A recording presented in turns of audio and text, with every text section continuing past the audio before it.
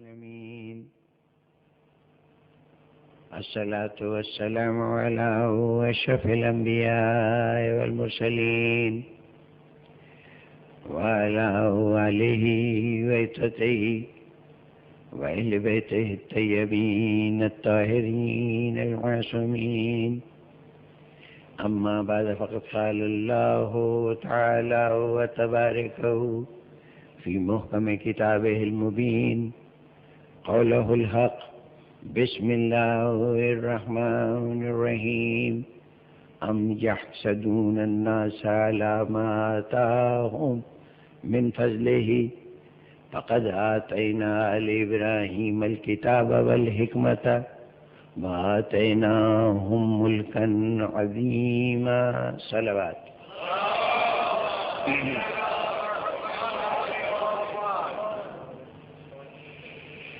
سورہ نساء میں پروردگار عالم کے ارشاد کہ یہ لوگ حسد کرتے ہیں، جلتے ہیں ان لوگوں سے کہ جن پر ہم نے اپنا فضل نازل کیا ہے، جنہیں ہم نے اپنی عطاؤں سے سرفراز کیا ہے. تو پھر یہ جلنے والے سن لیں کہ جو کچھ ہم نے عطا کیا ہے وہ تو عطا کیا ہی ہے، اب ہم آل ابراہیم کو اور نعمتیں بھی دینے جا رہے ہیں. چنانچہ وہ کتاب بھی انہی کے لیے ہے، حکمت بھی انہی کے لیے ہے، ملک عظیم بھی انہی کے لیے ہے. میں نے عرض کیا تھا کہ دنیا کا آسان ترین کام ہے دل میں محبت آل محمد کا بیدار ہو جانا، اور مشکل ترین کام ہے ان سے عداوت رکھنا، اس لیے کہ سارے اسباب محبت کے ان کی ذات سے وابستہ جو وجہ بھی ہو سکتی تھی پسند کرنے کی، وہ ساری وجوہات آل محمد سے وابستہ.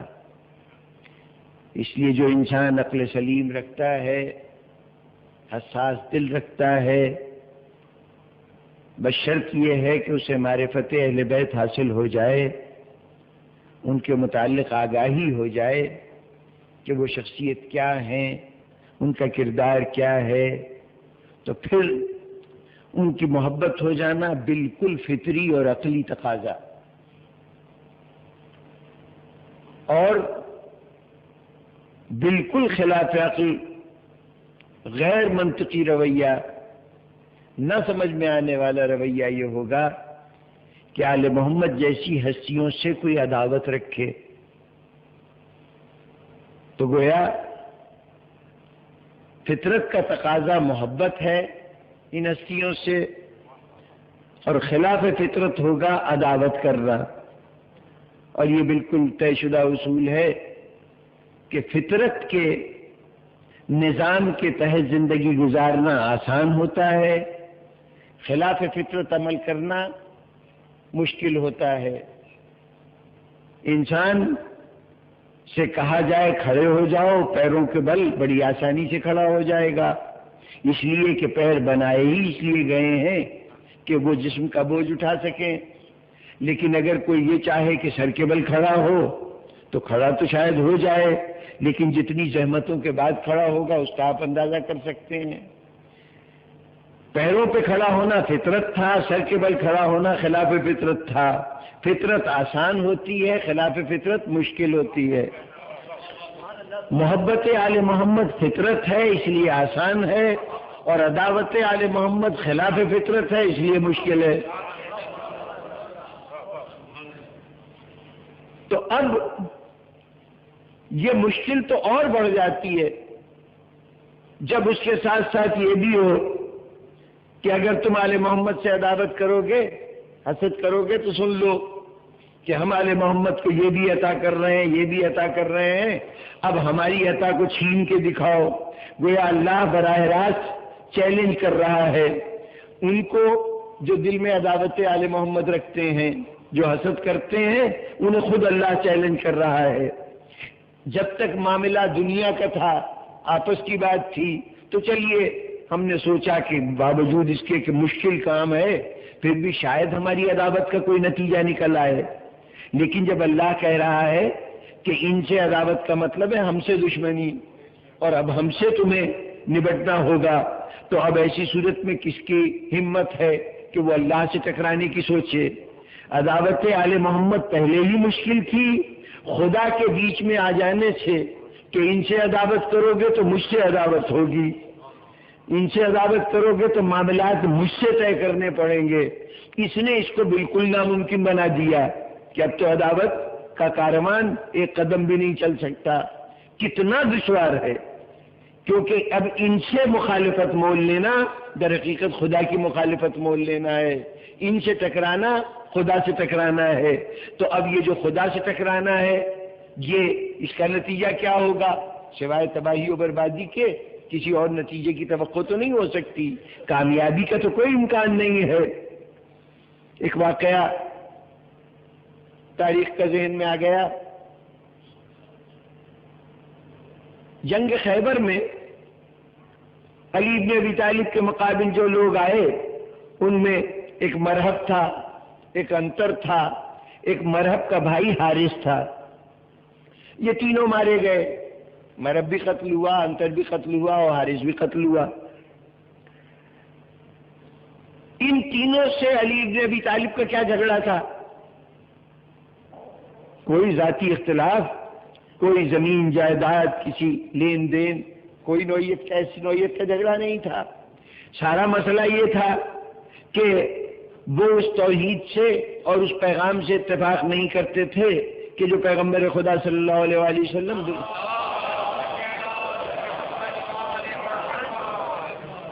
اس پیغام سے اتفاق نہیں کرتے تھے۔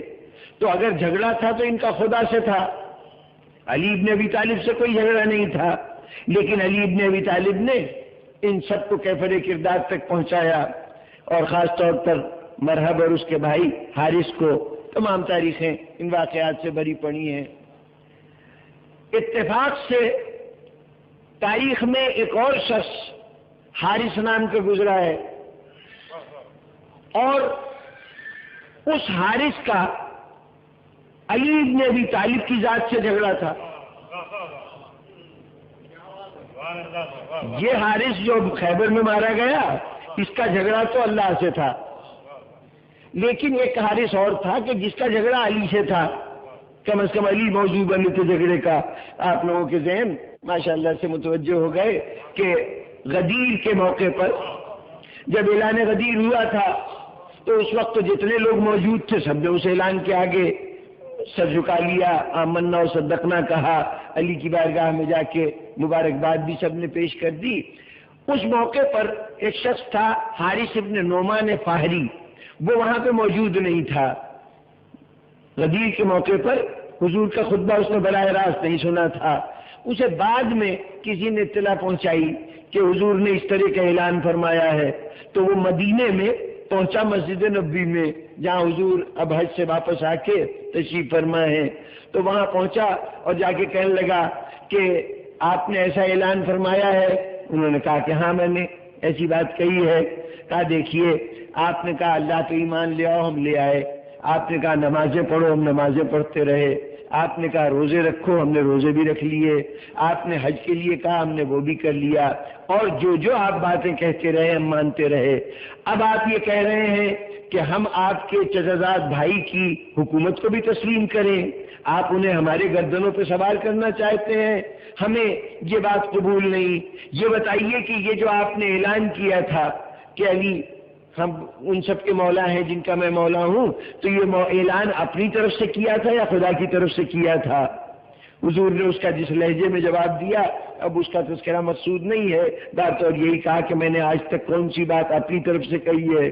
جب بھی کہا ہے خدا ہی کا پیغام پہنچایا ہے، تو یہ پیغام بھی اللہ ہی کی طرف سے تھا، تو اس کے اوپر اس نے وہاں سے تو اٹھ کھڑا ہوا اور کھڑے ہو کے کہنے لگا کہ میں گھر تک نہ پہنچوں، اگر یہ قول اللہ کی طرف سے تھا تو اللہ پھر مجھ پہ عذاب نازل کرے، میرے گھر پہ پہنچنے سے پہلے اللہ کی طرف سے عذاب نازل ہو۔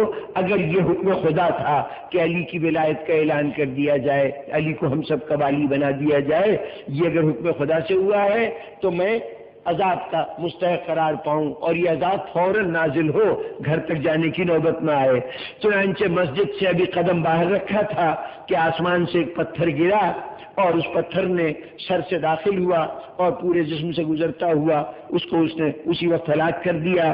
وہ زمین پہ گر پڑا بالکل اس طرح جیسے ابرہا کے ہاتھی ابابیل کے گرائے ہوئے پتھروں سے تباہ ہو گئے تھے۔ اب ذرا غور فرمائیے کہ وہاں دشمن خدا تھا، خدا موجود، اس وقت بھی موجود، آج بھی موجود، لیکن اس دشمن خدا کے مارے جانے کے لیے کوئی معجزہ نہیں ہوا، کوئی غیر معمولی واقعہ نہیں ہوا۔ علی ابن ابی طالب کی تلوار چلی تو وہ مارا گیا۔ جہاں پر علی موجود، یہ دوسرے واقعے میں علی موجود ہوں گے مسجد میں، لیکن اب علی کی تلوار نہیں چل رہی، اب اللہ اپنی قدرت خاص کا مظاہرہ کر کے اس کو مار رہا ہے۔ یعنی دوسرے لفظوں میں یوں کہیے کہ وہاں علی نے مارا تھا، یہاں خدا نے خود مارا۔ تو ان دونوں حارثوں میں فرق کیا تھا؟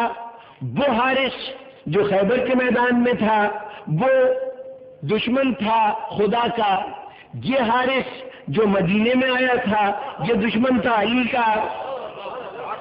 خدا کے دشمن کو علی نے مارا، علی کے دشمن کو خدا نے مارا۔ گویا یہ آل محمد کے ساتھ علی کے ساتھ خدا کا معاہدہ تھا کہ دیکھو تمہارا کام ہے میرے دشمنوں سے نمٹنا، میرا کام ہے تمہارے دشمنوں سے نمٹنا۔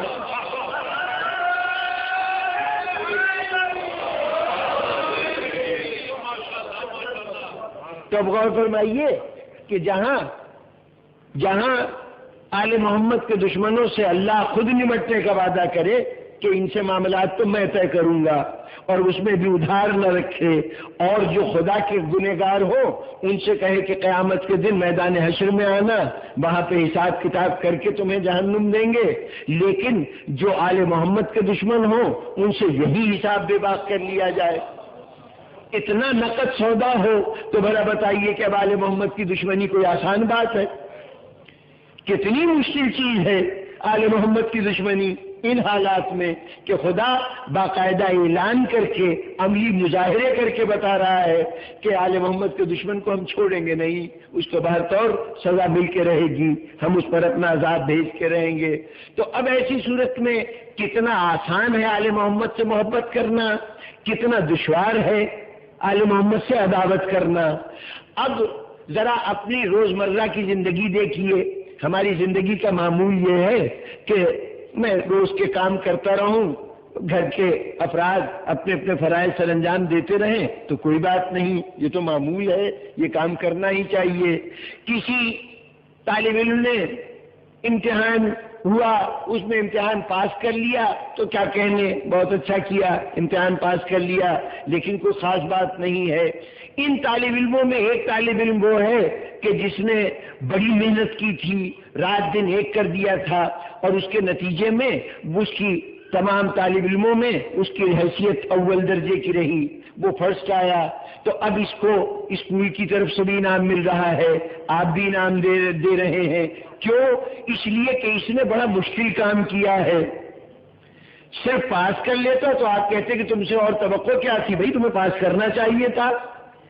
مدرسے میں داخل اس لیے کرایا گیا تھا کہ امتحان پاس کرو گے اگلی جماعت میں جاؤ گے، تو اگر صرف عام طور پر پاس کر لیا بغیر کوئی زحمت کے تو کہا کہ تم نے تو کتنی محنت بھی کچھ زیادہ نہیں کی تھی، بھائی اتنے نمبر لے کے پاس ہو گئے، چلو اگلی جماعت میں چلے گئے، کوئی قابل تعریف بات نہیں۔ قابل تعریف بات تب ہے کہ وہ کام کیا ہو جو مشکل سے ہوا ہو۔ ہمیشہ تعریف کی جاتی ہے اس کام کی کہ جس میں زحمتیں کسی نے اٹھائی ہو۔ میں آپ سے کہوں کہ فلاں چیز لا دیجئے، آپ اٹھیں اور ایک الماری کا دروازہ کھولیں اور اس میں سے نکال کے دے دیں، یہ دیکھو میرے پاس رکھی ہوئی تھی، تمہاری چیز تمہیں دے دی گئی، لیکن اگر میری فرمائش کو پورا کرنے کے لیے آپ کو دبئی کے سارے بازار کو چھاننا پڑے، کئی دن لگ جائیں تلاش میں، اور اس کے بعد وہ چیز ملے، تو اب آپ فخر کے ساتھ آئے کہ جناب دیکھیے میں نے کونا کونا چھان مارا ہے تب جا کے یہ ملی ہے۔ میں نے بھی کہا کہ جناب بہت شکریہ، آپ نے بڑی زحمت فرمائی، بڑی تکلیف کی۔ یعنی جہاں زحمتوں سے کوئی چیز حاصل کی جائے وہ انعام کی حقدار ہوتی ہے، اور بلا زحمت کے مل جائے تو وہ کوئی غیر اہم بات ہوتی ہے، توجہ کی ضرورت نہیں ہوتی۔ اب ذرا غور کیجئے، مودت آل محمد آسان ہے، عداوت آل محمد مشکل ہے، تو ہونا تو یہ چاہیے تھا کہ کوئی کہتا کہ میں محب آل محمد ہوں تو کہا جاتا کون سی بڑی بات ہے، یہ تو روزمرہ کی چیز ہے، یہ تو کوئی دشوار کام نہیں۔ ہاں کوئی کہتا مجھے عداوت ہے آل محمد سے تو مشکل کام تھا نا، دیجئے انعام اس کو۔ بھئی ہر مشکل کام کو لائق انعام سمجھتے ہیں نا، کتنا مشکل کام تھا، نہ فطرت مددگار تھی، نہ عقل حمایت کر رہی تھی، نہ شعور حمایت کر رہی تھی، نہ دل مان رہا تھا، اس کے باوجود ہم نے عداوت کی، تو کتنا بڑا کام کیا ہے، اس پر تو انعام ملنا چاہیے۔ اجر و ثواب عداوت کے لیے ہوتا اور سزا نہ صحیح تو کم از کم نظر انداز کرنے کی چیز ہوتی مودت، کہ بھئی تم نے محبت کی تو کون سا بڑا تیر مارا، یہ تو بالکل آسان سا کام تھا، ہر شخص کر سکتا تھا، ہر شخص کرتا ہی یہ کام، تو تم نے کون سا کمال کیا۔ لیکن عجیب بات ہے کہ اجر و ثواب ہے تو تمام تر مودت کے لیے ہے، اور سزا ہے، عقاب ہے تو تمام تر عداوت کے لیے۔ آخر یہ نظام الٹ کیوں گیا؟ یہاں محنتوں کے بدلے میں سزا مل رہی ہے، اور جو کام آسانی سے ہو جاتا ہے وہ انعامات کا مستحق، بلکہ سارے انعامات شروع ہی اس منزل سے ہوتے ہیں کہ انعام کے حقدار تب بنو گے پہلے یہ ثابت کرو مودت رکھتے ہو کہ نہیں۔ یعنی اب صرف مودت کا انعام نہیں، بلکہ زندگی کے کسی شعبے میں کچھ بھی کیا ہے تو اس کا انعام اسی وقت دیا جائے گا کہ پہلے دیکھا جائے گا کہ یہ بیسک کوالیفیکیشن ہے کہ نہیں۔ بھئی نماز کا صلہ مانگتے ہو، روزے کا صلہ مانگتے ہو، حج و زکوٰۃ کا انعام مانگتے ہو، زندگی میں اور نیکیاں جو راہ خدا میں خیرات کی ہے، جو فیاضیاں کرتے رہے ہو اس کا انعام چاہتے ہو، یہ سب انعام ملیں گے، لیکن پہلے یہ بتاؤ کہ کوالیفائی بھی کرتے ہو انعام کے لیے، کہ وہ کوالیفیکیشن کیا ہے، کہ مودت آل محمد ہے دل میں کہ نہیں۔ یہ میں اپنی طرف سے نہیں کہہ رہا، قول رسول ہے کہ لوگ ہوں گے کہ جو کوہ احد کے برابر سونا راہ خدا میں قربان کریں گے، جن کی تمام شبیں عبادت الہی میں گزریں گی، جو تمام زندگی ہر سال حج بجا لاتے ہوں گے، جن کے تمام دن روزوں میں گزریں گے، اس کے باوجود ان تک جنت کی ہوا تک نہیں پہنچے گی، جنت کی خوشبو بھی بو بھی نہیں سون سکیں گے اگر ان کے دل میں محبت آل محمد نہیں ہوگی۔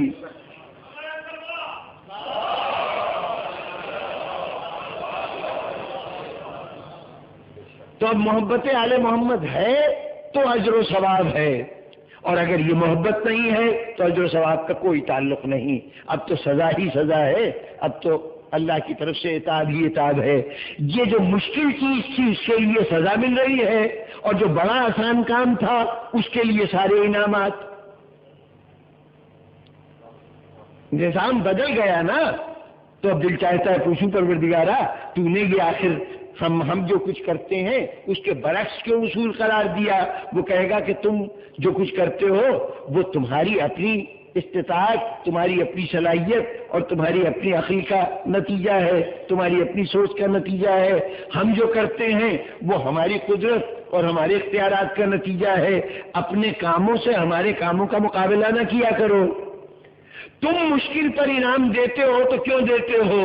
ایک سبب تو یہ ہے کہ تمہارا ذخیرہ انعام اتنا مختصر سا ہے کہ اگر تم سب کو دینے لگے تو تمہارے پاس رہ نہیں جائے گا، اس لیے چاہتے ہو کہ کم سے کم کو دیا جائے، کم سے کم کو دینا چاہتے ہو، اس لیے جتنی بڑی مشکل کسی نے سر کی ہو اس کو انعام کا مستحق قرار دیتے ہو، اس لیے کہ وہ کم ہوگا۔ ایک دو ہی ہوں گے نا، اور آسان کام تو سبھی کر لیں گے، تو اگر آسان پہ انعام دیتے رہتے تو سب کو دینا پڑتا، وہ تم کہاں سے دیتے؟ میرے خزانوں میں کوئی کمی نہیں ہے، تم کم سے کم کو دینا چاہتے ہو، ہم زیادہ سے زیادہ کو عطا کرنا چاہتے ہیں۔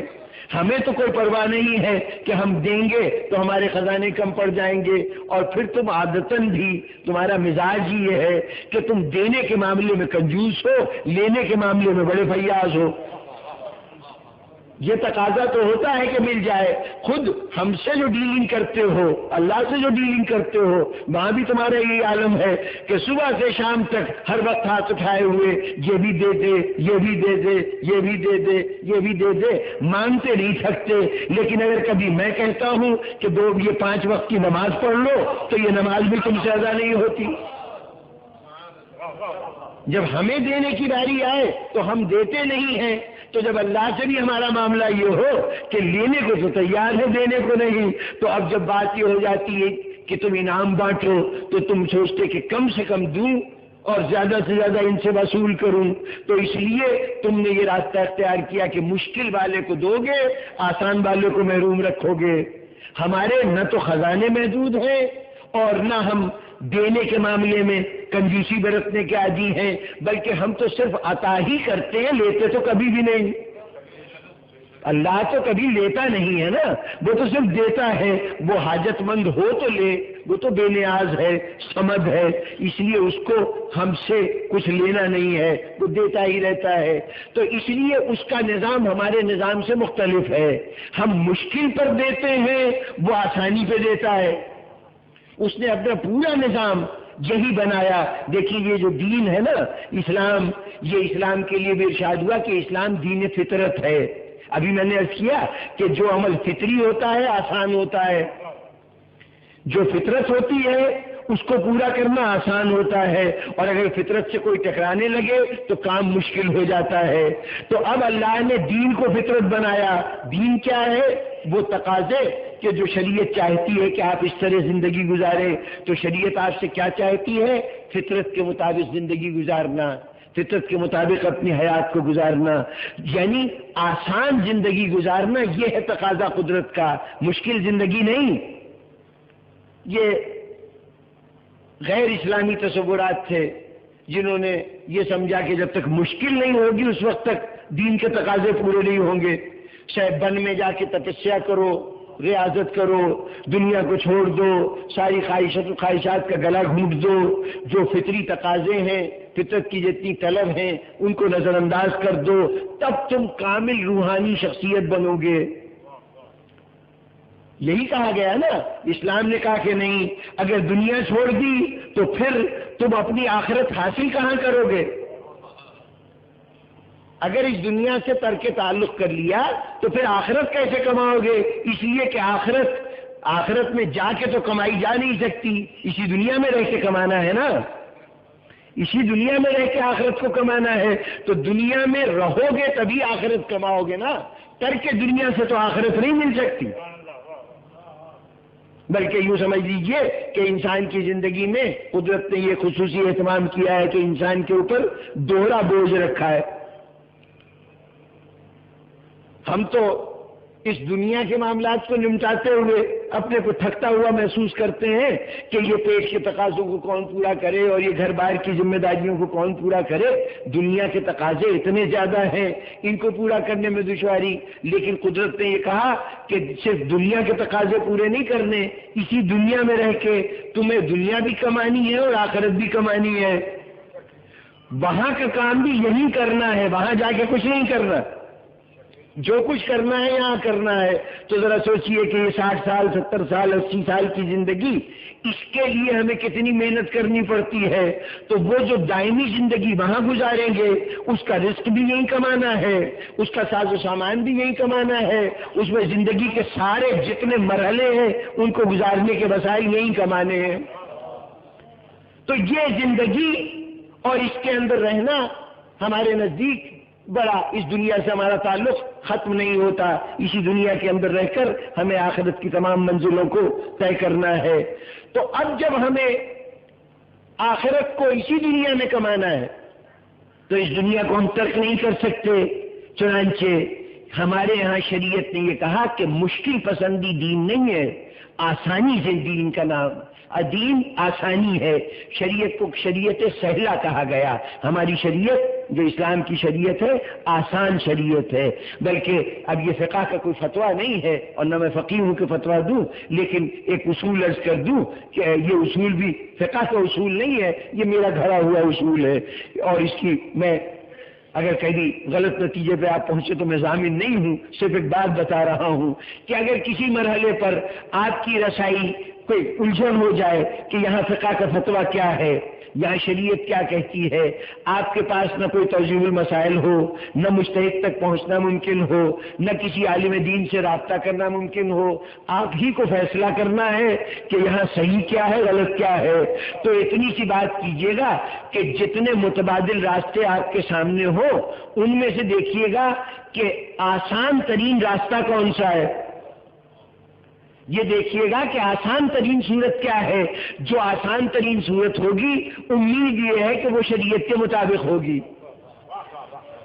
اس لیے کہ ہم شریعت کا مزاج دیکھتے ہیں کہ شریعت کا مزاج یہ ہے کہ مشکل آئے تو شریعت اپنی پابندیوں کو کم کر لیتی ہے. یہ آپ نے دیکھا ہے نا، نماز سفر ہو تو قصر ہو جائے گی، روزے کو قضا کرنا پڑے گا، حج جب تک تمہارے حالات تمہیں اجازت نہیں دیتے اس وقت تک واجب ہی نہیں ہوگا. غرض ہر عبادت کے لیے حالات کے سازگار ہونے کی شرط رکھی گئی ہے. حالات ہو تو عبادت بجا لانا، اگر حالات میں ذرا سے سختی آئے تو فوراً عبادت پیچھے ہٹتی ہے. سختی کو حالت میں عبادت کو اس شکل میں نہیں سر انجام دینا جیسے تم عام حالت میں سر انجام دیتے ہو. تو جو زندگی کی سختیوں کا اتنا لحاظ کرے کہ اس کے لیے عبادتوں کو ملتوی کر دے، اس شریعت میں کوئی حکم سخت گیری پر مبنی نہیں ہو سکتا. تو اب اسلام جو ہے وہ بنیادی طور پر نرمی کا مذہب ہے، سہل مذہب ہے، فطرت کے مطابق مذہب ہے. تو جہاں تک نظام اسلام کا تعلق تھا وہ آسان نظام تھا. تو اب اللہ کہے گا کہ ہم نے تو تمہیں جو نظام دیا وہ بھی آسان، اور پھر اس میں جب کبھی انعام کی منزل آئی، خصوصی عطا کی منزل آئی، تو مشکل کاموں کے لیے نہیں، وہاں بھی ہم نے تم سے آسانی کا تقاضا کیا، وہاں بھی آسانی کا تقاضا کیا. آپ کہیں گے کہ صاحب بڑی بڑی مشکل منزلیں ہیں، کہیں جان دینے کا مطالبہ کیا جاتا ہے، کہیں مال دینے کا مطالبہ کیا جاتا ہے، یہ سب مشکل منزلیں ہیں نا. بزرگان محترم، حقیقت یہ ہے کہ یہ مشکل ہم نے فرض کر لیا ہے، ہمارے ذہن کی تخلیق ہے. ورنہ اگر صرف اتنی سی بات سمجھ لیں کہ یہ زندگی اس نے عطا کی ہے، اس اللہ نے عطا کی ہے، اور اس کو ہم قدم قدم پر موت چاروں طرف سے اسے گھیرے ہوئے ہیں، ہم اسے بچانے کی کوشش کرتے رہتے ہیں. اللہ کہہ رہا ہے کہ یہ زندگی مجھے دے دو، اور بدلے میں ابھی تک تو وہ زندگی ہے نا جسے ہر قدم پہ خطرہ لاحق ہے. اگر تم یہ زندگی میرے حوالے کر دو گے تو اس زندگی کو اس زندگی سے بدل دوں گا جسے کوئی خطرہ نہیں ہوگا. جی اب اگر یہ یقین ہو کہ پروردگار عالم نے ہی یہ زندگی دی ہے اور اس کا یہ وعدہ سچا ہے، تو ذرا بتائیے کہ اب جان دینا آسان ہوگا یا جان کا بچانا آسان ہوگا؟ یہی تو وجہ تھی نا کہ فرزند حسین نے جب بابا نے یہ کہا تھا کہ بیٹا ہم تو ہم تو سفر کر رہے ہیں، موت ہمارا تعاقب کر رہی ہے، تو بیٹے نے صرف یہ پوچھا تھا کہ بابا ہم حق پہ ہیں نا؟ اور بابا نے کہا تھا کہ ہاں خدا کی قسم ہم حق پہ ہیں. تو بیٹے نے کہا اب پھر کیا فرق پڑتا ہے، موت ہم پہ آ پڑے یا ہم موت پہ جا پڑے؟ صرف یہ یقین ہونا چاہیے کہ جو وعدہ کرنے والا ہے اس کا وعدہ سچا ہے. اب یقین ہی نہ ہو تو کوئی کیا کرے؟ تو مشکل تو ہم نے پیدا کی ہے نا، ورنہ تو ہمیں تو انتظار کرنا چاہیے تھا کہ کاش وہ اللہ جو زندگی دینے والا ہے، وہ کہیں جس نے یہ مختصر زندگی دی ہے، عارضی زندگی دی ہے، وہ وعدہ کر لے کہ ہم تمہاری زندگی کو مستقل کرنے والے ہیں. ملازمت کہیں کیجئے اور وہاں ملازم رکھنے والے نے کہا کہ اچھا آپ پہلے 3-4 مہینے تک آپ کا کام دیکھا جائے گا، اس دوران میں آپ کی ملازمت عارضی ہے، جس وقت چاہیں گے آپ کو فارغ کر دیں گے. البتہ اگر آپ کا کام کسی قابل ہوا تو پھر ہم سوچیں گے کہ آپ کو مستقل کر دیا جائے. اب رات دن محنت بھی کر رہے ہیں اور امید بھری نظروں سے اپنے اس آقا کو بھی دیکھ رہے ہیں کہ کس دن وہ پروانہ دیتا ہے کہ جائیے آج سے آپ کو پرماننٹ کیا گیا. وہ انتظار تکلیف دہ ہے، لیکن جب یہ پروانہ ملے تو اس سے بڑھ کے مسرتوں کا موقع اور کیا ہوگا. اب ذرا سوچئے کہ اللہ نے ہمیں بھی ایک زندگی دی ہے اور اس کے ساتھ کہا ہے کہ یہ امتحان کے طور پر آزمائشی زمانہ ہے، یہ پروبیشن پیریڈ ہے، اس کے اندر تمہیں کر کے دکھانا ہے کہ تم اہل بھی تھے کہ نہیں. اگر تم اہلیت ثابت کر دو گے تو پھر ہم تمہیں وہ زندگی دیں گے جو کبھی ختم نہیں ہوگی. تمہیں مستقل کر دیا جائے گا زندگی کے میدان میں. تو اب سوچئے کہ اس صورت میں ہمارا رویہ کیا ہونا چاہیے.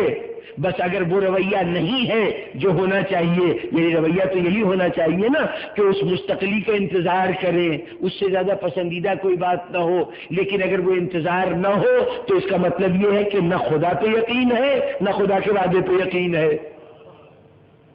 اگر یقین ہوتا تو پھر اس غلط فہمی کا امکان نہیں تھا.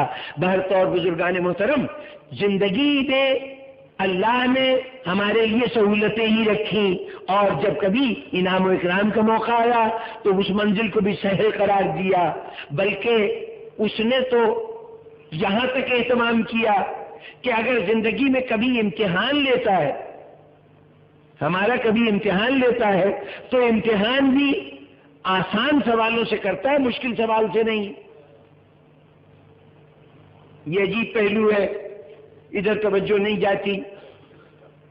دنیا میں ہم کسی کا امتحان لیں تو اس سے مشکل سوال کرتے ہیں. جتنا بڑا امتحان اتنے مشکل سوال. جی یہی پیمانہ ہے نا. لیکن پروردگار عالم کا نظام عجیب ہے. وہ جتنا بڑا امتحان لینا ہوتا ہے اتنا آسان پرچہ رکھتا ہے. اب آسان پرچے کا نتیجہ تو یہ ہوگا نا کہ اہل بھی پاس اور نااہل بھی پاس.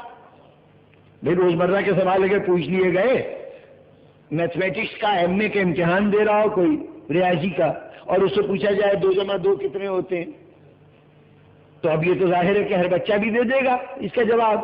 تو اگر اس جواب پر ہی امتحان کے پاس ہونے کا نتیجے کا انحصار ہے تو ایسی صورت میں پاس ہونے والوں کی تعداد بے پناہ ہو جائے گی. اس میں نااہل جو بالکل ذرا سے بھی حساب نہیں جانتے وہ بھی کامیاب ہو جائیں گے. 2 × 2 4 تو جاہل و ان پڑھ بھی کہہ سکتا ہے. اس کے لیے ایم اے تک کی تعلیم کی تو کوئی ضرورت نہیں ہے. لیکن عجیب و غریب بات ہے کہ اللہ جب امتحان لینے پہ آتا ہے تو ہمیشہ سوال وہ کرتا ہے کہ جس کا جواب دینا انتہائی آسان ہو. پھر نااہلوں کو امتحان میں کامیابی سے کیسے روکتا ہے؟ تو اب یہ اس کے نظام امتحان کا عجیب پہلو ہے کہ وہ امتحان تو لیتا ہے آسان ترین سوال سے، لیکن اس کے جواب میں نہ معلوم کیا بات ہے کہ اہل تو اس کو اسی آسانی سے حل کرتا ہے جیسے حل ہونا چاہیے. نااہل ایڑی چوٹی کا زور لگا کے تھک جائے لیکن اس کے باوجود وہ آسان سوال اس سے حل نہیں ہوتا. یہ عجیب و غریب سلسلہ ہے. اور اگر اس کو دیکھنا چاہیں، میں ایک نہیں کئی حوالے آپ کی گوش گزار کر سکتا ہوں. دیکھیے، ایک آدمی جس کام کو روزانہ کرتا رہے، آدمی ہو یا کوئی بھی وجود ہو، کوئی بھی جی روح جس کام کو روزانہ کرتا رہے وہ کام اس کی عادت بن جاتا ہے، اور جب عادت ہو جاتی ہے تو وہ کام دوسروں کے لیے مشکل ہوگا، اس کے لیے آسان ہو جاتا ہے.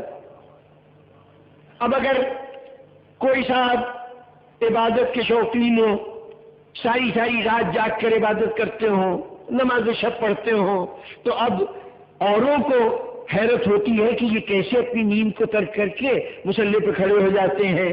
لیکن ان کے لیے اس وقت اگر کوئی پکڑ کر کہے کہ نہیں آپ سوئیے تو ان کو نیند نہیں آئے گی.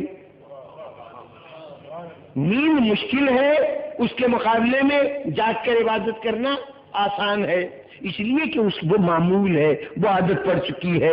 اب اگر کسی کی عادت ہو رکوع میں رہنے کی، سجدہ کرتے رہنے کی، تو اب جب کبھی، اب کسی اور کی کیا بات کروں، یہ آسمان پہ جو فرشتے ہیں ان کے متعلق ارشاد ہوا کہ ہم نے جس کو حکم رکوع دے دیا وہ رکوع میں ہے، جس کو سجدے کا حکم دے دیا سجدے میں ہے۔ تو اب جب ان کا کام ہی عبادت کرتے رہنا ہے تو ان سے کسی وقت کہا جائے کہ ذرا سجدے میں ہو جاؤ تو ان کے لیے کیا مشکل کام ہے۔ اور اگر عام ملک کے مقابلے میں، عام فرشتے کے مقابلے میں وہ فرشتے ہو کہ جو پرموٹ ہو کے فرشتے بنے ہیں، دیکھیے فرشتے ہیں نوری مخلوق، اور شیطان کے متعلق آپ جانتے ہیں کہ ناری ہے، اس نے خود کہا ہے کہ اس کو مٹی سے بنایا، ہمیں نار سے بنایا، تو یہ ناری تھا، یہ ناری جا کے نوریوں میں کیسے مل گیا؟ فرشتوں میں تھا نا، ملک میں شمار ہوتا ہے، تو یہ ناری نوری کیسے بن گیا؟ اس نے اتنی عبادتیں کی تھی کہ ان عبادتوں کی وجہ سے اس کو ترقی مل گئی، اس کو بلند تر درجہ مل گیا اور اس کو ملائک میں شمار کیا جانے لگا۔ چنانچہ جو حکم ملائک کو دیا جا رہا تھا اس حکم میں یہ بھی شامل تھا، اس لیے شامل تھا کہ یہ ترقی کر کے ملائک میں چلا گیا تھا۔ تو جب ترقی کر کے ملائک میں گیا تو ترقی کس بات میں کی ہوگی؟ عبادت میں کی ترقی نا، تمام فرشتے عبادت کرتے تھے، اس نے اتنی عبادت کی کہ یہ بھی ملائکہ کی صف میں شمار ہونے لگا۔ تو جو ترقی کر کے اس درجے میں جاتا ہے اس کی محنت زیادہ ہوتی ہے، جو اسی درجے میں پیدا کیے گئے ان کے مقابلے میں جو اس منازل کو طے کر کے گیا۔ اب اگر ملازمتوں کا ڈھانچہ اس جیسا ہوتا ہے جیسا میرے سرزمین میں پایا جاتا ہے تو آپ کو اندازہ ہوتا ہے کہ ایک آفیسرز کی کلاس ہوتی ہے جو ڈائریکٹ بھرتی ہوتے ہیں، اور ایک نیچے سے لوگ ترقی کرتے ہوئے آتے ہیں، جو نیچے سے ترقی کر کے آتے ہیں ان کی پوری زندگی صرف ہو جاتی ہے نوکری کرتے ہوئے، تب جا کے وہ اس بات کے اہل ہوتے ہیں کہ وہ مقام کے جہاں سے وہ افسر کہلا سکیں اس درجے کے اوپر فائز ہوں۔ لیکن دونوں میں فرق یہ ہوتا ہے کہ وہ جو ڈائریکٹ بھرتی کیے جاتے ہیں وہ بیچارے ٹریننگ بھی لیتے ہیں، تربیت بھی ہوتی ہے، سب کچھ ہوتا ہے، اس کے باوجود قاعدے قانون ضابطوں کو اس طرح نہیں جانتے جس طرح وہ ترقی کر کے آنے والا جانتا ہے، اس لیے کہ اس کی تو عمر گزری ہے یہی کام کرتے ہوئے۔ تو اگر ملائکہ کی صفت یہ تھی کہ وہ بارگاہ خدا بندی میں سجدہ سجود رہتے تھے، عبادت کرتے تھے، تو یہ تو پیدا ہی اس کام کے لیے کیے گئے تھے، ڈائریکٹ ریکروٹ تھے، شیطان پروموٹ ہو کے آیا تھا، اس لیے شیطان کا عبادت کے متعلق علم اور تجربہ ان سے کہیں زیادہ ہوگا، ابلیس کا تجربہ زیادہ ہوگا۔ اس کے لیے تو سجدے میں چلا جانا بائیں ہاتھ کا کھیل روزمرہ کا کام ہے، بلکہ اگر کوئی شخصیت عادی ہو سجدے میں رہنے کی، اس سے کبھی کہا جائے کہ کھڑے ہو جاؤ تو شاید اسے بڑی زحمت کرنی پڑے، آسانی سے نہیں اٹھ سکتا، اور اگر کھڑا ہوا ہو یا بیٹھا ہوا ہو اور اس سے کوئی اور کام کہا جائے، مثلا کہا جائے کہ کھڑے ہو، بیٹھا ہو کہا جائے کھڑے ہو جاؤ، تو پہلے تو بے اختیاری طور پر سجدے کی طرف جائے گا، پھر خیال آئے گا کہ نہیں سجدے کو نہیں کہا، کھڑے ہونے کو کہا ہے۔ عادت اتنی پختہ تھی کہ سجدے میں جانا تو بالکل سامنے کی بات تھی۔ اچھا، اتنا پختہ کار سجدہ کرنے میں، اتنا عادی سجدے کا، اور اس سے پروردگار عالم ایک موقع پر یہ کہہ رہا ہے کہ اب تم سجدے میں گر جاؤ، میں ایک یہ پتلا بنایا ہے اس میں روح پھونکنے جا رہا ہوں، سجدے میں گر جاؤ۔ جیسے ہی کہا گیا سجدے میں گر جاؤ، سارے سجدے میں گر پڑے۔ یہ جس کا روز کا کام تھا، جو اس کے علاوہ اور کچھ کرتا ہی نہیں تھا، اکڑ کے کھڑا ہو گیا۔ اب ایسا لگ رہا ہے کہ جیسے ریڑھ کی ہڈی میں لچک ہے ہی نہیں، مورے ہیں ہی نہیں، جھکنے کے لیے آمادہ ہی نہیں۔ ارے بھائی تیرا تو روز کا کام تھا، یہ کوئی مشکل کام ہے سجدہ کرنا؟ معلوم ہوا کہ اس سے پہلے سجدہ تو کرتا تھا اپنے طور پر، آج یہ حکم دیا گیا ہے بطور امتحان کے، اللہ نے یہ آسان سا سوال رکھ دیا ہے، یہ آسان ترین سوال ہے، اہل تو حل کر دے گا، نااہل کے لیے اب ممکن نہیں رہا کہ حل کر سکے۔ اور یہاں یہ ایک مثال، اور یہ تو کئی عالم ملکوت کی مثال ہے، تو یہاں تک تو ہماری رسائی صرف اطلاع کی حد تک ہے، خبر پہنچ گئی تو عالم انسانیت کی بات بھی سن لیجئے۔ دیکھیے زندگی ہر انسان کو پیاری ہے، زندگی سے زیادہ عزیز تو کوئی چیز نہیں ہے نا. اس زندگی کو بچانے کے لیے انسان ہر طرح سے تگ و دو کرتا ہے. کوئی خطرہ اس کے راستے میں حائل ہو جائے جو اس کی زندگی کو نقصان پہنچائے تو اس خطرے کو وہ دور کرنا چاہتا ہے, اس سے بچنا چاہتا ہے. اب ذرا عالم تصور میں دیکھیے کہ ان خطرات میں آگ بھی خطرہ ہے, اس سے بھی انسان بچتا ہے, پانی بھی خطرہ ہے, اس سے بھی انسان بچتا ہے. اب کہیں پانی انسان کو ڈبونے لگے تو اس وقت انسان کیا کرے گا؟ اگر تیرنا نہیں آتا, تیرنا آتا ہے تو پہلے ہاتھ پیر مارے گا, لیکن اگر پانی اتنا زیادہ ہو کہ اس کے تیرنے کی طاقت بھی جواب دے جائے اور اب اس کے ہاتھ چھل ہو جائیں, ہاتھ حرکت نہ کر سکے, تو اب تو بہرطور اس کو ڈوبنا ہے. اس موقع پر بھی جب تک ہوش و حواس سلامت ہیں, جب تک اس کے امکان میں ہے, وہ کوشش کرے گا کوئی سہارا, کوئی چیز مل جائے جو مجھے ڈوبنے سے بچا لے. یہی ہوگا نا, فطرت کا یہی تقاضا ہوگا. اسی لیے محاورہ بن گیا آپ کے یہاں کہ ڈوبتے کو تنکے کا سہارا, کہ ہر چند کے تنکا بچانے کی صلاحیت نہیں رکھتا, لیکن ڈوبنے والا جب ڈوب رہا ہو تو کوشش کرتا ہے کہ اور کچھ نہیں, یہ تنکا ہی شاید مجھے بچا لے, اسی کو پکڑنے کی کوشش کرتا ہے. تو انسان فطرت کا تقاضا یہ ہے کہ اگر کبھی ڈوبنے لگے تو فوری طور پر جو قریب ترین پناہ مل سکے وہ پناہ لے لے, چاہے پناہ سچی ہو یا جھوٹی ہو, کوشش ضرور کرے, ہاتھ پیر ضرور مارتا ہے اپنے کو بچانے کے لیے. اچھا جناب, ایک شخص پانی کے اندر ڈوب رہا تھا, جوانی کی عمر تھی, یہ وہ عمر کہ جس میں زندگی بڑی عزیز ہوتی ہے, عام دنوں سے زیادہ اس سے بھی اس میں زندگی سے لگاؤ ہوتا ہے. وہ جوان ڈوب رہا ہے, ڈوبتے ڈوبتے سامنے ایک کشتی نظر آ جاتی ہے. کشتی کے صرف کشتی نظر ہی نہیں آتی, پہلے تو فطرت کا تقاضا تھا کہ کشتی نظر آئی ہے تو لپک کے ادھر بڑھا جائے, اس تک پہنچنے کی کوشش کی جائے. صرف کشتی نہیں نظر آتی بلکہ کشتی اس کے قریب آ جاتی ہے, اتنے قریب کہ کشتی کے سوار اگر آواز دے تو آواز سنے, اور اگر ہاتھ بڑھائیں سہارا دینے کے لیے تو وہ ہاتھ پکڑ سکے. اب تو اس کے لیے اس کشتی پہ پہنچنے کے علاوہ اور کوئی کام ہی نہیں ہونا چاہیے. صرف یہی نہیں کہ کشتی قریب آ گئی بلکہ کشتی سے شفقت بھری ایک آواز بھی سنائی دی, بیٹا ادھر آ جا, بیٹا میرا ہاتھ پکڑ لے. اب بتائیے کہ اس سے آسان کوئی کام ہے, اس سے بڑھ کر فطرت کے قریب کوئی کام ہے کہ باپ آواز دے رہا ہے بیٹے میرا ہاتھ پکڑ لے, زندگی بچ جائے گی, ڈوبنے سے بچ جائے گا. آسان ترین کام نہیں کیا, موت جیسی, ہلاکت جیسی مشکل کام کو قبول کر لیا. آسان ترین کام نہیں کیا, اور وہ مشکل ترین کام تھا نا غرق ہو جانا, غرق ہو گیا. لیکن نوح کے بیٹے نے نوح کا ہاتھ نہیں پکڑا. نوح کی پکار کے جواب میں اس نے یہی کہا کہ مجھے تمہاری کشتی کی ضرورت نہیں. اب ذرا بتائیے کہ ہر انسان اگر ڈوب رہا ہو تو معمولی سے معمولی سہارے کی طرف لپکے گا, یہ اس کے لیے آسان ترین کام ہوگا. لیکن جب یہی آسان ترین کام امتحان کے طور پہ سامنے رکھ دیا گیا, اب کشتی پہ سوار ہونا امتحان ہے, تو اب ڈوب جائے گا نااہل, سوار نہیں ہوگا.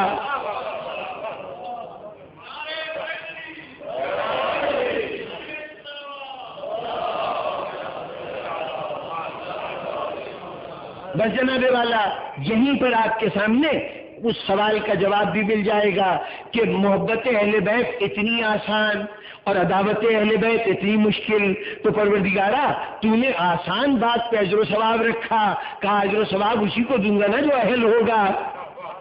پروردگارا یہ تو بڑا آسان کام ہے, کہا نہیں, یہی آسان کام جب امتحان کی حیثیت سے آئے گا تو تم دیکھو گے کہ مرتے مر جائیں گے, لیکن دل میں اگر عداوت آل محمد ہے تو محبت سے بدل نہیں سکے گی.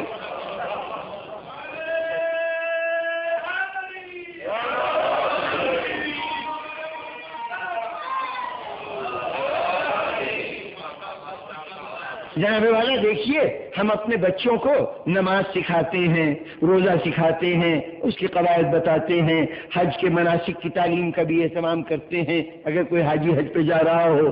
آج تک کبھی آپ نے اپنے بچوں سے بیٹھ کے یہ کہا ہے کہ بیٹا آل محمد سے محبت کیا کرو؟ کبھی یہ سبق بھی پڑھایا ہے؟ کیوں نہیں پڑھایا؟ آپ کہتے ہیں یہ کوئی پڑھانے کی چیز ہے. ارے یہ کوئی پڑھانے کی چیز ہے؟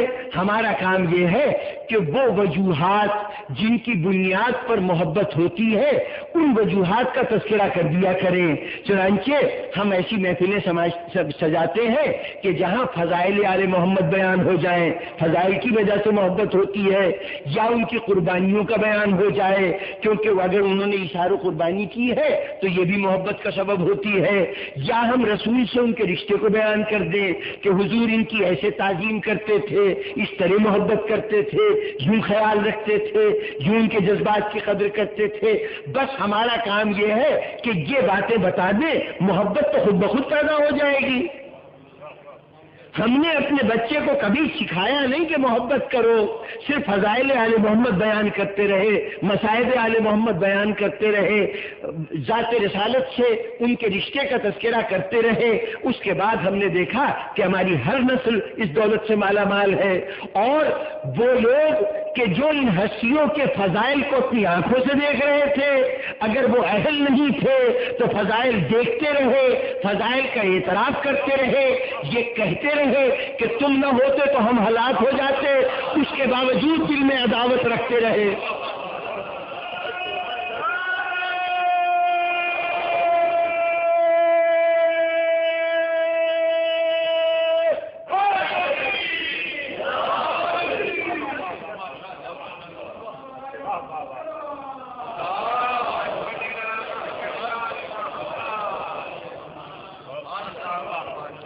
کسی اور مرحلے پہ کہی ہوئی بات دہرا دوں، چونکہ کلام کو مربوط رکھنا ہے اور نتیجے میں اس بات کی بڑی اہمیت ہے کہ یاد رکھیے کہ دو چیزیں دنیا میں نہیں چھپ سکتی۔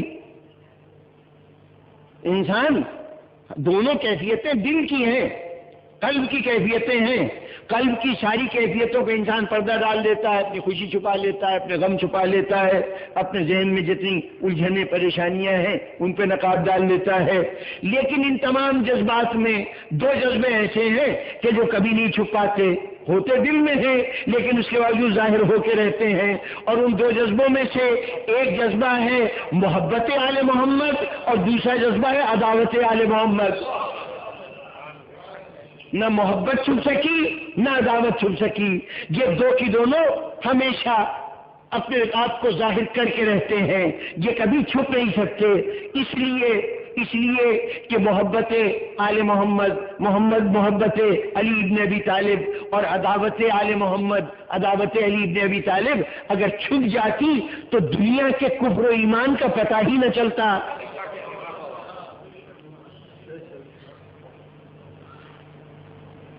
وہ حدیث تو سنی ہے نا آپ نے، جابر ابن عبداللہ انصاری سے بھی ہے اور جناب سعید خدری نے بھی روایت کی ہے کہ ہم عہد رسالت میں اگر کسی شخص کے ایمان کے متعلق مشکوک ہو جاتے تھے تو ہم کام یہ کیا کرتے تھے کہ اس کو پکڑ کے بلا لیتے تھے، بیٹھ جاتے تھے اور اس سے باتیں کرتے رہتے تھے، اور اس کے سامنے علی ابن ابی طالب کے فضائل کا ذکر چھیڑ دیتے تھے۔ اب علی کے فضائل کا بیان کرتے تھے، اس کا چہرہ دیکھتے جاتے تھے، اگر چہرے کے اوپر کدورت آ جاتی تھی تو سمجھ جاتے تھے منافق ہے، چہرے پہ راحت تک کی کیفیت ہوتی تھی سمجھ جاتے تھے کہ مومن ہے۔ ذرا غور تو کیجئے کہ اس روایت میں کیا کہا جا رہا ہے۔ امتحان ہے، اگر وہ منافق ہے تو کس اعتبار سے منافق ہے؟ زبان سے کہہ رہا ہے لا الہ الا اللہ لیکن لا الہ الا اللہ پہ یقین نہیں، جی زبان سے کہہ رہا ہے محمد رسول اللہ لیکن محمد رسول اللہ مانتا نہیں، ابھی علی ولی اللہ کی منزل نہیں آئی، اس لیے کہ یہ عہد رسالت کے پہچان ہے۔ حضور کے زمانے میں یہی تو روایت کا حصہ ہے کہ عہد رسالت میں ہم یوں پہچانا کرتے تھے مومن اور منافق کو، تو ابھی تو علی ولی اللہ کی بات خم غدیر کے بعد شروع ہوگی، ابھی وہ کلمے کا حصہ نہیں ہے، ایمان کے ان اجزاء میں شامل نہیں ہے، ابھی تو صرف توحید پہ ایمان ہے، رسول پہ ایمان ہے۔ اب رسول پہ ایمان کا نتیجہ ہے کہ جب رسول کہیں گے کہ علی پہ ایمان لاؤ تو اس دن علی پہ ایمان لانا پڑے گا۔ ابھی تک یہ کہا نہیں ہے رسول نے، تو یہ رسول نے کہا نہیں ہے تو گویا الجھن یہ ہے کہ یہ خدا پہ یقین رکھتا ہے کہ نہیں، رسول پہ یقین رکھتا ہے کہ نہیں، اور پوچھا یہ بات کیا ہو رہی ہے، اس کے سامنے فضائل علی کا تذکرہ ہو رہا ہے۔ توجہ نہیں فرمایا کہ مسئلہ کچھ اور ہے اور مسئلے کا ٹیسٹ بالکل الگ ہے. بھائی علی سے محبت رکھتا ہے یا نہیں رکھتا، اس سے یہ کیسے ثابت ہوا کہ خدا پہ ایمان رکھتا ہے کہ نہیں، رسول کی رسالت پہ ایمان رکھتا ہے کہ نہیں؟ جھگڑا ہے رسول کی رسالت اور خدا کی توحید کا کہ اس پر دل سے ایمان رکھتا ہے کہ نہیں. بات آپ اس سے علی بن ابی طالب کی کر رہے ہیں. بظاہر بڑا عجیب سا پیمانہ ہے، لیکن غور فرمائیے یہ پیمانہ اتنا عجیب نہیں ہے، یہ پیمانہ اتنا عجیب نہیں ہے. بات یہ ہے کہ اگر یہ دیکھنا ہو کہ سونا کھرا ہے یا نہیں، سونے میں ملاوٹ نہیں ہے، تو آپ کیا کریں گے؟ کیسے پرکھیں گے؟ ایک پیمانہ ہے، ایک بالکل الگ چیز جس کا نام ہے کسوٹی، اس کو لے آئیں گے، اس کے اوپر سونے سے لکیر بنائیں گے، وہ لکیر کا ایک رنگ ہوگا، اس رنگ کو دیکھ کے آپ فیصلہ کر سکیں گے کہ یہ رنگ اصلی سونے کا ہے یا ملاوٹ والے سونے کا ہے، اور ملاوٹ ہے تو کتنی ملاوٹ ہے. صاحب نظر یہ بھی بتا دیں گے کہ اتنے فیصد ملاوٹ ہے، یا اس کے اندر اس چیز کی ملاوٹ ہے، اس دھات کی ملاوٹ ہے، یہ سب دیکھ کے پہچان لیں گے. اب سونے میں تو ملاوٹ ہو سکتی ہے، کسوٹی میں ملاوٹ نہیں ہو سکتی. آپ کہیں گے اگر کسوٹی میں ملاوٹ ہو گئی تو پھر پرکھیں گے کس چیز پر؟ کسوٹی کو لازماً ایسا ہونا چاہیے کہ اس میں ملاوٹ نہ ہو سکے. اس لیے اس بات کا امکان ہے. اب یہ جو توحید ہے، یہ جو رسالت ہے، یہ سونا ہے، اور علی بن ابی طالب کے فضائل یہ نہیں سمجھ لیجیے کہ یہ کسوٹی ہے. سونے میں ملاوٹ ہو سکتی ہے کہ دل میں کچھ ہو، زبان پہ کچھ ہو، توحید میں کفر ملا ہوا ہو، رسالت میں عدم یقین ملا ہوا ہو، ملاوٹ ہو سکتی ہے، لیکن علی کی محبت میں ملاوٹ نہیں ہو سکتی. اگر علی کی محبت اور عداوت بھی چھپانے سے چھپائی جا سکے تو پھر علی کسوٹی نہ بنے. علی کسوٹی ہی اس وقت ہے کہ اس کی محبت بھی نہ چھپائی جا سکے، اس کی عداوت بھی نہ چھپائی جا سکے. اگر خالص ہے تو وہ بھی نظر آ جائے، اور کھوٹ ہے تو کھوٹ بھی نظر آ جائے.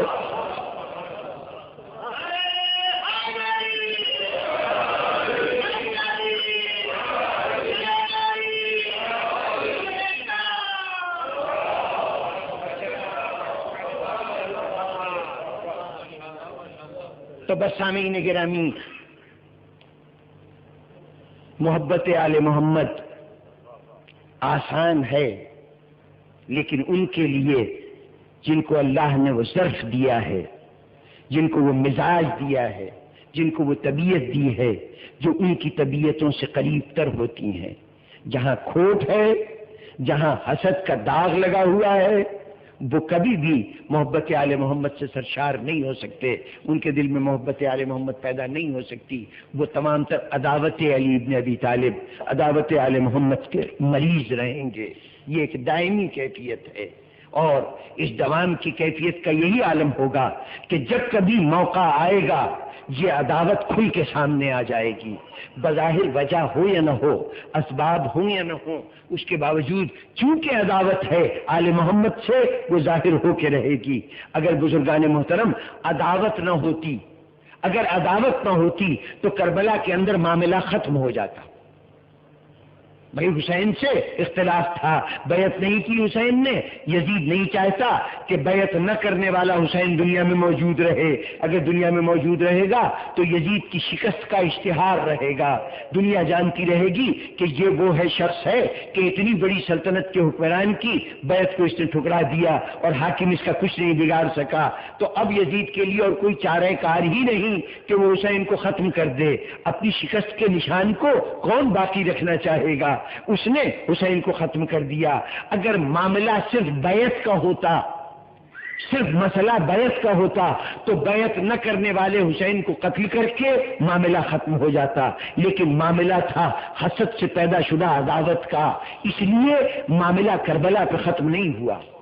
شہادت حسین پہ ختم نہیں ہوا، بلکہ حقیقت یہ ہے کہ شہادت حسین تک ہم نے مصیبت کی ایک شکل دیکھی، اور وہ یہ کہ زندگیاں موت سے بدل دی جائیں، گردنیں کٹ جائیں، زندہ سلامت نہ رہنے دیا جائے، لیکن شہادت حسین کے بعد مصیبتیں اس رنگ میں آئی ہیں، اس انداز سے آئی ہیں کہ آج تک دنیا حیران ہے کہ کیا اتنی مصیبتیں بیک وقت کسی گروہ پہ نازل ہو سکتی ہیں؟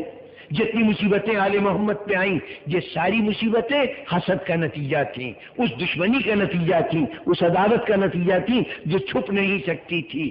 کل تک اگر شہادت حسین پر معاملہ ختم ہو جاتا تو دنیا سمجھتی کہ یہ محض ایک سیاسی جھگڑا تھا۔ اس وقت کا سلطان چاہتا تھا کہ اس کے ہاتھ پہ بیعت کر لی جائے، اس وقت کے ایک مرد قلندر نے بیعت کرنے سے انکار کر دیا۔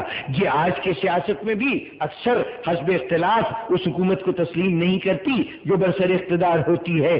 یہ محض ایک سیاسی مسئلہ رہتا، لیکن بعد کے واقعات نے بتایا کہ اس مسئلے کا تعلق بیعت سے نہیں تھا، اس مسئلے کا تعلق اس عداوت سے تھا جو چھپائے چھپ نہیں سکتی تھی۔ اب وہ عداوت کھل کے ظاہر ہونے لگی، اور بزرگان محترم ہم نے دیکھا کہ وہ جن کا اس معاملے سے بظاہر ساری دنیا جن کا کوئی تعلق نہیں قرار دیتی، عورتوں کا کیا تعلق ہے اس سیاسی مسئلے سے، بچوں کا کیا تعلق ہے اس سیاسی مسئلے سے، اگر عورتیں اور بچے بھی مصائب کا سامنا کرنے پہ مجبور ہو جائیں تو اس کا مطلب یہ مسئلہ سیاسی نہیں ہے۔ اب کربلا کو محض سیاست نہ سمجھنا، ایک عہد کی، ایک خاص زمانے کی سیاست نہ سمجھنا، بلکہ وہ کوئی ایسی ہی وجوہات ہیں جن کو دوام حاصل ہے، اور دوام سوائے اس عداوت کے اور کس چیز کو ہے کہ جو ہر لمحے نکلنا چاہتی ہے، اپنا اظہار چاہتی ہے۔ اب اگر کربلا سے کوفہ تک کا سفر ہے تو یہ بھی عداوت کا اظہار ہے، دربار میں جتنے مکالمے ہیں وہ بھی عداوت کا اظہار ہے، اور کوفے سے لے کے دمشق تک کا سفر ہے وہ بھی عداوت کا اظہار ہے، دمشق کے بازار سے گزرنا بھی عداوت کا اظہار ہے، اور دربار یزید میں ان بیویوں کا سربراہ جانا یہ بھی عداوت کا اظہار ہے۔ عداوت ہے کہ نکلتی چلی آ رہی ہے، کسی مرحلے پر سلسلہ عداوت بند نہیں ہوا۔ بزرگان گرامی، یہ عداوت ہی کا اظہار تھا کہ وہ قافلہ جو عام حالت میں 750 میل کا سفر طے کرتا۔ ذرا تاریخی پس منظر عرض کر دوں، یہ جو قیدی رہا ہوئے تھے نا، تو یہ شہر کوفہ میں لے جا کے رکھے گئے۔ پہلے ابن زیاد جو عراق کا گورنر تھا، اس کے پاس اس کے دارالحکومت کوفہ میں ان کو لے جا کے رکھا گیا، وہاں ان کو قید میں ڈال دیا گیا، اور اس دوران میں ابن زیاد نے یزید کے نام خط لکھا کہ حسین کو شہید کر دیا گیا ہے اور ان کے اہل حرم گرفتار ہوئے ہیں، اب مجھے بتا کہ میرے لیے کیا فرمان ہے، مزید کیا حکم ہے۔ یہ پروانہ دے کر اس نے اپنے قاصد کے ذریعے سے یزید کے پاس پیغام بھیجا۔ یزید کی طرف سے جواب آیا کہ جتنے لوگ مارے گئے ہیں ان میں سے بنی ہاشم کے سروں کو الگ کر لے، اور جتنے قیدی ہیں اس میں سے بنی ہاشم کے قیدیوں کو الگ کر لے۔ یہ بنی ہاشم کے سر اور بنی ہاشم کے قیدی، ان کو تو میرے پاس بھیج دے، اور باقیوں کے سلسلے میں تجھے اختیار ہے کہ جیسا چاہے ان کے ساتھ سلوک کر۔ تو اب یہ دیکھیے کہ صرف آل محمد کے افراد، وہ افراد جو بنی ہاشم میں سے ہیں، ان کو قیدی بنایا گیا، اور جو جتنے سر تھے شہدائے کربلا میں سے، ان میں سے وہ سر کے جو بنی ہاشم کے تھے ان کو لیا گیا اور ان کو لے کے روانہ کیا گیا۔ اب عام حالت میں کوفے سے دمشق جانے کی ایک صورت تو یہ ہے کہ براہ راست سیدھی لکیر کھینچی جائے، تو وہ سیدھی لکیر تقریباً 500-550 میل کی بنتی ہے، جو اس زمانے میں کیا اس جدید دور تک بھی وہ راستہ موجود نہیں تھا، اس لیے کہ وہ سیدھا راستہ صحرائے شام سے گزر کے جاتا تھا۔ اب وہاں پر سڑک بنی ہوئی ہے، اور زائرین جب دمشق سے آنا چاہتے ہیں تو اسی سڑک کے اوپر سفر کر کے اور وہ کربلا معلیٰ تک آتے ہیں، لیکن اس وقت اس راستے کا وجود نہیں تھا۔ البتہ جو راستہ موجود تھا وہ یہ تھا کہ لوگ کوفہ کے کوفہ سے سفر شروع کرتے تھے اور دریائے فرات کے کنارے کنارے چلتے چلتے حتیٰ کہ اس مقام پہ پہنچتے تھے جہاں کسی زمانے میں صفین کی لڑائی ہوئی تھی، جہاں آج رقہ کا شہر ہے، تو رقہ کے مقام پر پہنچ کر وہاں سے وہ حلب کی طرف جاتے تھے اور حلب سے پھر وہ اتر کر اور دمشق تک چلے جاتے تھے۔ یہ فاصلہ 750 میل کا تھا۔ یزید نے جب ان قیدیوں کو بلایا ہے تو یہ 750 میل کا رائج راستہ جو تھا اس راستے سے قافلہ نہیں گیا ہے، بلکہ اس راستے کو ایک بالکل نئے اس قافلے کو ایک بالکل نئے راستے پہ چلایا گیا۔ یہ راستہ کیا تھا کہ دریائے فرات کو چھوڑ کر یہ قافلہ آگے بڑھا اور جہاں شہر بغداد ہے، اس وقت بغداد ابھی آباد نہیں ہوا تھا، بغداد کے پاس اس نے دریائے دجلہ کے کنارے کنارے سفر کرنا شروع کیا اور بغداد سے آگے بڑھ کر تکریت تک گیا، تکریت سے اوپر موصل تک گیا، موصل پہنچ کر اس کا راستہ بدل گیا اور یہ نسیبن کے قریب اب ترکی کی سرحدوں کے قریب پہنچ گیا اور آج جہاں مملکت ترکی ہے اس میں ترکی کے بارڈر میں داخل ہو کر حران کا ایک شہر ہے جو دنیا کا قدیم ترین شہر ہے اور آج بھی ترکی کے اندر موجود ہے، وہاں حران تک یہ قافلہ گیا۔ حران سے پھر اس قافلے کو حلب کی طرف نیچے کی جانب لایا گیا اور پھر اس طرح سے دمشق پہنچا۔ اس طرح اس نے 1283 میل کا فاصلہ طے کیا۔ اب ذرا سوچیے کہ یہ فاصلے کو اتنا طول کیوں دیا گیا، اس راستے کو اتنا کیوں بڑھایا گیا؟ تو اس کی جو وجہ سمجھ میں اس کی کئی وجوہات ہو سکتی ہیں۔ ایک وجہ تو یہ ہے کہ جیسے آج کی صورتحال ہے، یہ صورتحال اس وقت بھی تھی کہ عام طور پر محبان آل محمد کی بستیاں دریائے فرات کے کنارے کنارے تھیں اور دشمنان آل محمد کی زیادہ تر بستیاں دجلہ کے کنارے آباد تھیں۔ یہ صورتحال آج بھی یہی تقسیم پائی جاتی ہے۔ تو اس وقت یزید کے فوجیوں نے یہی بہتر سمجھا کہ وہ زیادہ تر اس راستے کو اختیار کرے کہ جس راستے پر یزید کے حامی ہو۔ یہ اندیشہ تھا کہ کہیں حسین کے مددگار یا حسین کے حامی کہیں راستے میں فوج پہ حملہ نہ کر دیں۔ ایک تو سبب یہ تھا اور دوسرا سبب مزاج یزید کو سامنے رکھتے ہوئے یہ سبب سمجھ میں آتا ہے، وہی عداوت جو اپنا اظہار چاہتی ہے، اس عداوت کا اظہار تھا کہ اگر 750 میل کے مقررہ راستے سے لے جایا جاتا تو کم تشہیر ہوتی، لوگوں کے سامنے کم جانا ہوتا، سفر کم طے کرنا پڑتا۔ اس لیے یزید نے وہ راستہ چنا کہ زیادہ سے زیادہ شہروں میں پھرایا جا سکے، زیادہ سے زیادہ طویل راستہ طے کرایا جا سکے، زیادہ مصیبتیں جھیل سکیں۔ اور سامعین گرامی، یہاں ایک تصور یہ بھی سامنے رکھیے گا کہ ہمارے ذہن میں اکثر یہ خیال آتا ہے کہ چونکہ واقعہ کربلا گرمی کے موسم میں ہوا تھا تو آل محمد کو صرف گرمی کی مصیبت کا سامنا کرنا پڑا۔ یہی عموماً تذکرہ بھی ہوتا ہے گفتگو کے دوران کہ شدید گرمیوں میں زحمت سفر برداشت کی بیویوں نے۔ جناب والا، کیفیت یہ نہیں ہے بلکہ آل محمد نے سال کے ہر موسم کو دیکھا ہے۔ جس وقت شام کے علاقے میں داخل ہوئے ہیں نا، جو زمانہ ان کے دخول کا ہے وہاں پر وہ زمانہ وہ ہے کہ اب شام کی شدید سردیاں شروع ہو چکی ہیں اور یہ نہ سمجھیے کہ شدید سردیاں شروع ہو گئی ہیں تو آل محمد کے مصائب کچھ کم ہو گئے ہیں۔ کل دھوپ کی مصیبت تھی، اب راتوں میں کھلے آسمان کے نیچے بیٹھے رہنے کی مصیبت ہے۔ چنانچہ جناب فاطمہ بنت علی ابن ابی طالب، جناب امیر کی ایک صاحبزادی کا نام فاطمہ تھا، کربلا میں موجود تھی، وہ کہتی ہیں کہ جب ہم دمشق میں پہنچے ہیں تو ہمارے چہروں کی کھال ادھڑ چکی تھی۔ یہ موسموں کا تغیر تھا نا، کبھی شدید گرمی، کبھی شدید سردی اور اس میں کھلے آسمان کے نیچے، دن ہے تو تپتی دھوپ میں کھلے آسمان کے نیچے گرمیوں کا گزرا، اب راتیں ہیں تو شدید سردیوں کی راتیں اور اس میں شبنم کے سائے تلے یہ بیویاں بیٹھی ہوئی ہیں۔ اس میں چہرے کی جلد ادھڑ گئی تھی، کہا ہمارے چہرے پہچانے نہیں جاتے تھے۔ بزرگان محترم، یہ چہرے نہ پہچانے جانے کا عملی ثبوت ہے، یہ درایتی ثبوت ہے کہ ہمیں کئی مقام پر ایسے لوگ ملتے نظر آتے ہیں اہل حرم سے جو ان کو بڑے قریب سے جانتے تھے، ان سے روز کی ملاقاتیں تھی، اس کے باوجود پہچان نہیں پاتے تھے۔ دیکھیے، ایک شخصیت کا ذکر کروں لیکن تمہید میں ذرا ایک بات عرض کر دوں۔ امام حسین علیہ السلام نے کربلا میں 3 صحابیوں کا نام لیا ہے، 3 صحابیوں کا خصوصیت سے تذکرہ کیا ہے۔ جب روز عاشور صبح کے وقت امام ناقے پہ سوار ہوئے، اونٹنی پہ سوار ہوئے، اور اونٹنی پہ سوار ہو کے لشکر ابن زیاد سے آپ نے خطاب کیا تھا، تو آپ کا وہ خطبہ تاریخ میں پوری طرح موجود ہے۔ اس خطبے میں آپ نے کہا تھا کہ بتاؤ میں نے تم میں سے کیا کسی کا خون بہایا ہے، میں نے کسی کا حق دبایا ہے، کسی کو کوئی نقصان پہنچایا ہے، میں نے شریعت کے کسی حلال کو حرام کیا ہے، کیا وجہ ہے کہ تم مجھے قتل کر رہے ہو؟ اس کے جواب میں جب سناٹا رہا تھا تو پہلے تو قانونی وجوہات جو ہو سکتی تھی قتل کی، ان تمام وجوہات کو حسین نے رد کرایا کہ کوئی قانونی سبب نہیں ہے تمہارے پاس مجھے قتل کرنے کا، کوئی قانونی جواز نہیں ہے۔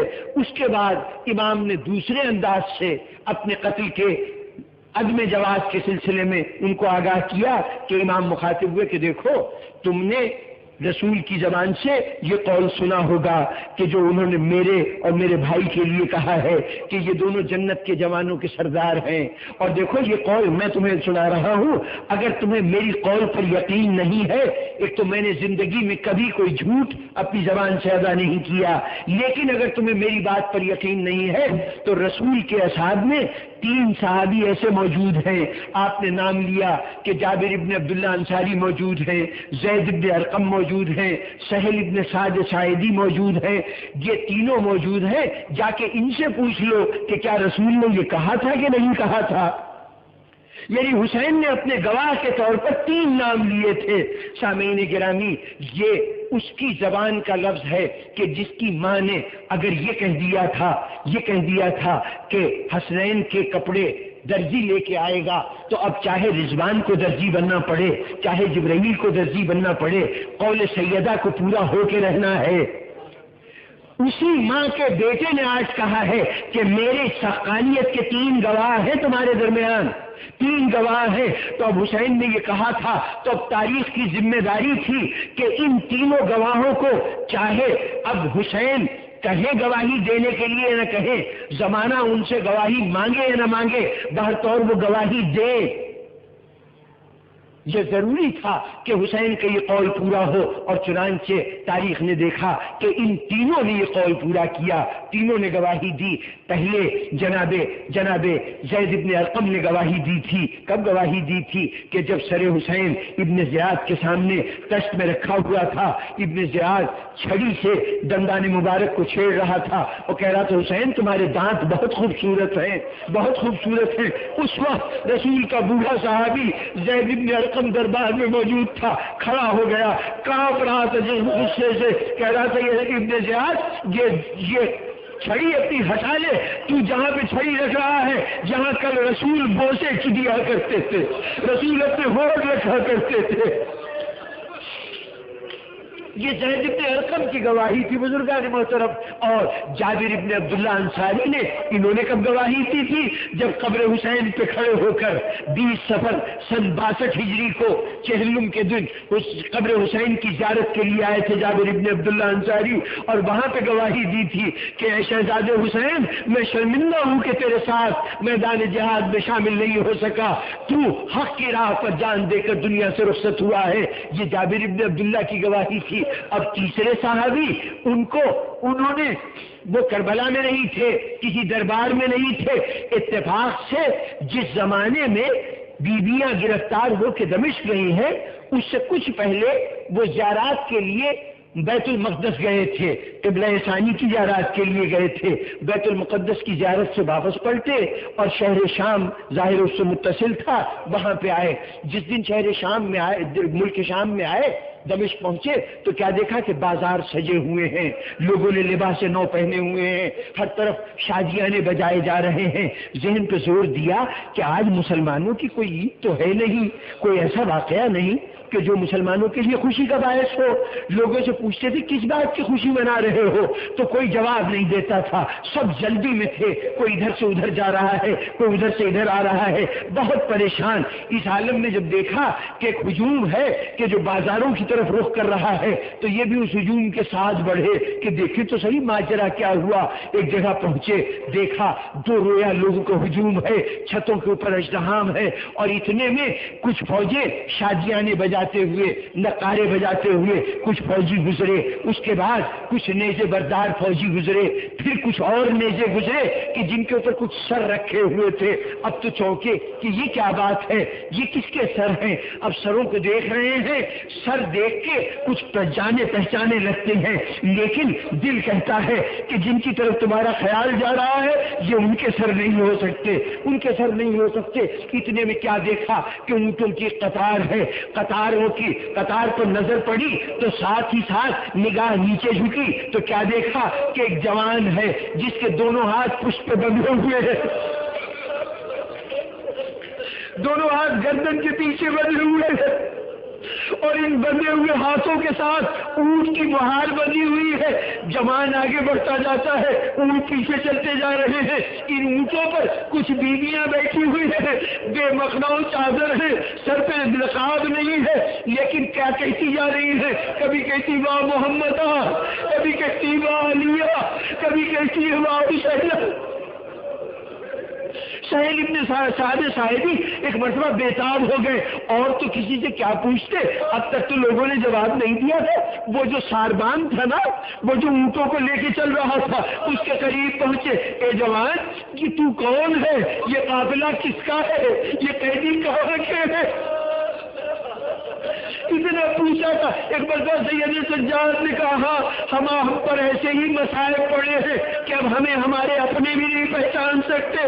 ارے چچا سہیل، یہ آپ کے حسین کا بیٹا علی بن حسین ہے، علی بن حسین۔ گھبرا کے پوچھا تو پھر یہ اونٹوں پہ کون ہے؟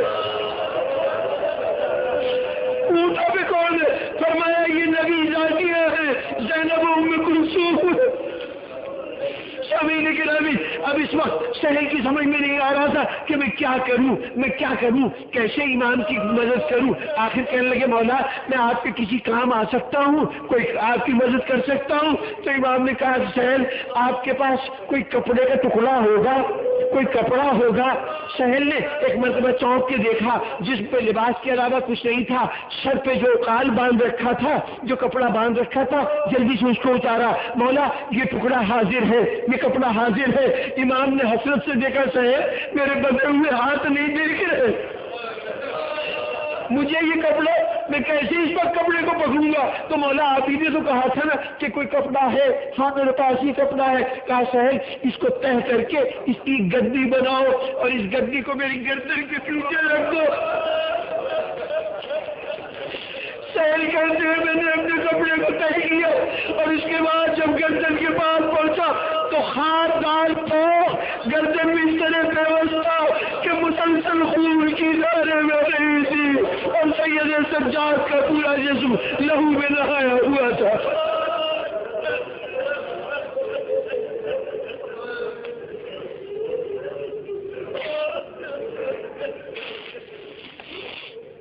سألم الذين ظلموا أيام منقلب ينقلبون۔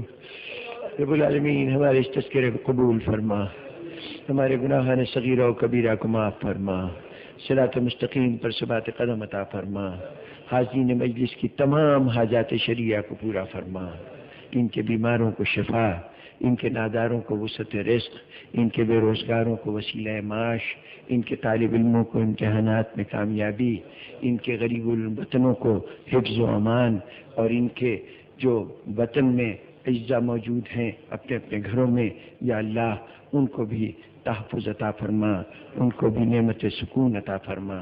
رب العالمین اس کے علاوہ بھی ان مومنین کی جو جو ذاتی حاجتیں ہیں، پروردگارہ یہ حاجتیں ان کو اپنی حیثیت سے بہت بلند نظر آتی ہیں، ان کو اپنے ہاتھ اتنے چھوٹے نظر آتے ہیں کہ وہ اپنی خواہش کی تکمیل تک نہ پہنچ سکیں، لیکن پروردگارہ تیری رحمت کے بے کرا سمندر کے سامنے ان کی بڑی سے بڑی آرزو کی کوئی حقیقت نہیں ہے۔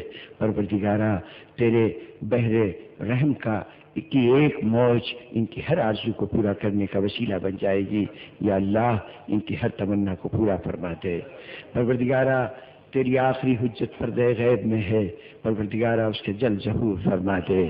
یا اللہ ہم نے زندگی کے ہر شعبے میں اس کے فیض و برکات سے فیض پائے ہیں، ایک آنکھیں ہیں کہ جو اس کے دیدار سے محروم ہیں، رب العالمین ان آنکھوں کو بھی اس کے دیدار سے سیراب فرما دے۔